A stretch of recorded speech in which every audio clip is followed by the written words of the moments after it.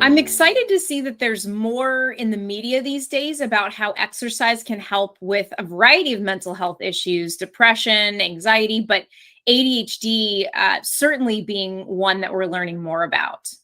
So we know that physical activity activates brain chemistry actually similarly to what stimulant medication does for a time limited amount of time, but it really can boost focus and help with self-regulation and managing high energy. I think anybody who's gone through graduate school can attest that getting exercise into your daily routine can certainly help with focus and productivity.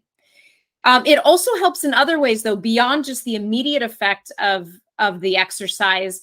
We know that exercise stimulates brain-derived neurotrophic factor in the brain, which is, it's known as miracle grow for the brain. So in the developing brain, it helps with myelination and other advanced development and processing. So there are reasons why having it in the daily routine, even if it's not a day where the child is doing worksheets and homework, is really good in the long term for their brain health. So there are a lot of ways to try to utilize this or leverage this for kids with ADHD. I think the hardest part is getting the whole family unit to make some changes. The parent just expecting the child to independently exercise doesn't tend to be very productive.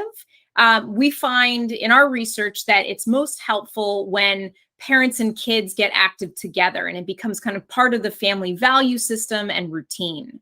So, working together with families, you might think about where's the common ground between the parent and child in terms of active things they enjoy. Are there sports that they want to learn or practice? Do they like taking walks and exploring new parts of the neighborhood or parks nearby? Are there little YouTube workout videos that are fun, like Cosmic Kids Yoga? And there are a whole bunch of different types of workouts that are pretty fun, free on YouTube. So parents might talk with you about how to make a commitment to fit that in.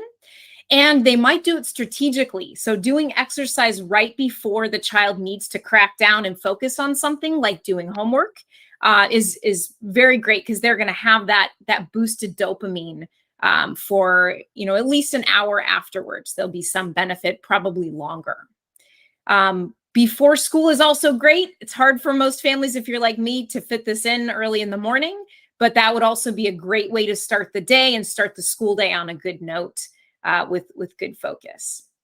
So I think more and more the field is going to move to incorporating physical activity as a part of any treatment plan for ADHD. We want to have all the components in place, and exercise is going to be essential.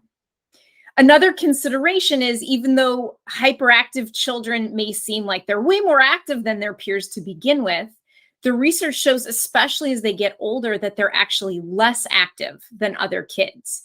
They're more prone to become sedentary, especially in the teen years, for many reasons, part of which include overfocus on screens and kind of hyper-focusing in on sedentary activities, but also ADHD interfering with their ability to succeed on a sports team and their social relationships.